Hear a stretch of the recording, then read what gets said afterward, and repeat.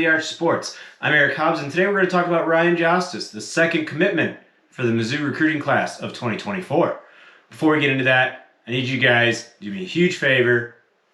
Like us on Facebook, Instagram, follow us on Twitter, subscribe to our YouTube channel, and go ahead and hit that button to be alerted, get the notifications whenever we put out a new video. Thanks, guys. Right, Ryan Jostes. He is, as I said, the second commitment for Mizzou's football recruiting class, the class of 2024. He is kind of an interesting case. 6'6", 285 pounds, from Washington, Missouri.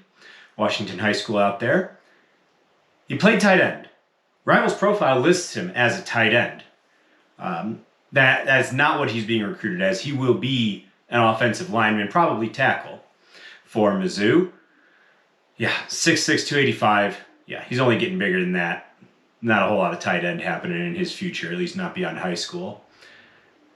His grandfather, Randy, played football for Missouri back in the day, and because of that whole legacy deal, there wasn't a whole lot of surprise here, not a lot of mystery about where his commitment was going to end up being to. In fact, Jostes told Power Mizzou that his commitment, his family and friends knew for a while. He received an offer in January, and I get the feeling he pretty quickly said, yep, and then just kind of made it public on Saturday. So, about him. As I said, 6'6", 285. He plays tight end, but projects to the offensive line. Rivals has him rated as a 5.6 rated 3-star. They've got him as the 14th ranked player in the state of Missouri. 24/7 Sports has him as an 87 rated 3-star. Going off the top of my head, I think they have him 12th in the state. And yeah, a Mizzou legacy, as I said. So, the offer list. It's the regional schools and then a few others. So regional schools, you're talking Iowa State, Kansas, and Missouri State had offered, if we're talking local. But then a few other kind of random ones. You look at Colorado and Duke had offered. Kentucky had offered. Memphis had offered. So not blue bloods, but decent programs had offered.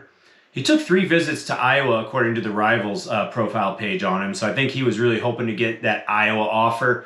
Not necessarily to commit to Iowa, but just thinking about Iowa football, really under Kirk Ferentz, that's an offensive lineman type of game that they play, right? So I think that's a point of pride to have an offensive lineman to have an offer from Iowa. But that's just a guess on my part.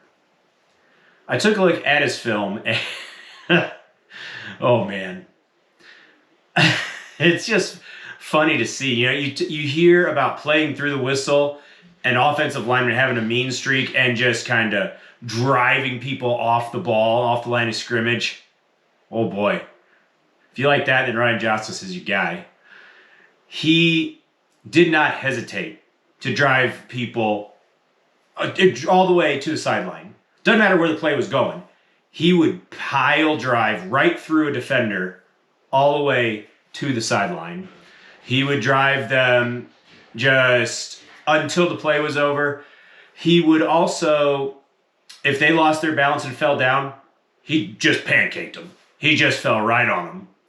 He loved to do it. It seemed evident to me that he enjoys blocking. He loves just dominating defensive ends and just anybody else in his way, really. So that is awesome to see when you're talking offensive linemen.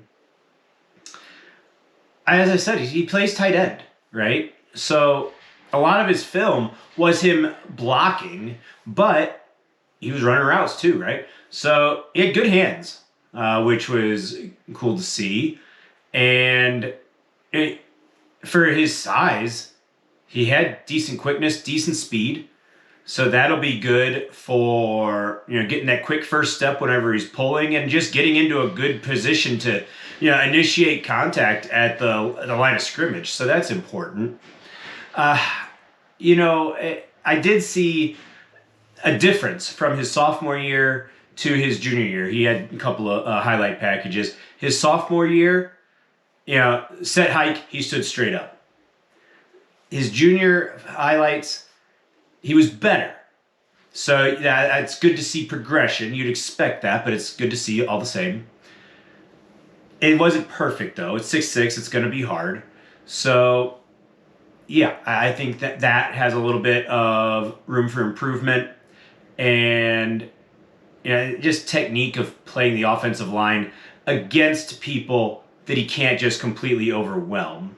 There were times where, and one highlight comes to mind, where he's going against some guys, all 6'6", 285 of him, and he's against a guy like my height, playing defensive end, some guy about 5'10", $185, soaking wet, and he's just driving him, just so far away from the play.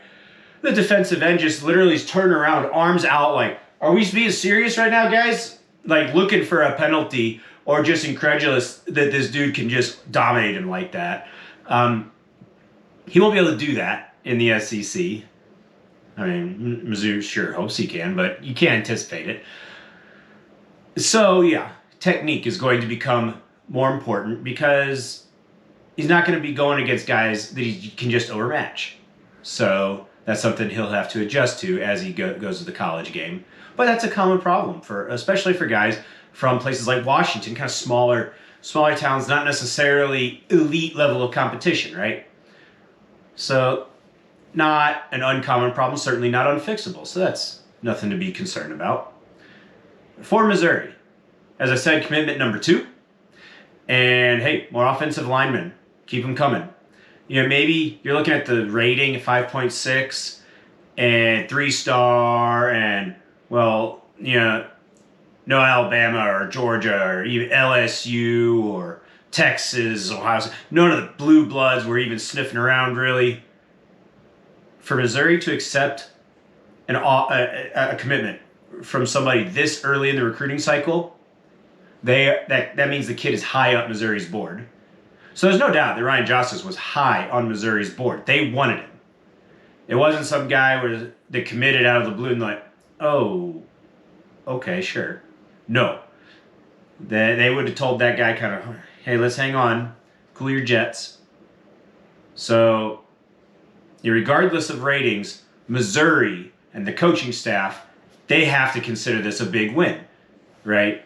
That only makes sense considering they took the commitment this soon, this early in the cycle. So good on Ryan Jostes. Congratulations to him. Keep it tuned here to Under the Arch Sports as things are picking up. The Blues got themselves a win. Hey, Columbus. Spring training still going. NCAA tournament. And Battlehawks and City SC. There's stuff all over the place to talk about, guys. So keep it tuned here to Under the Arch Sports. We've got you covered.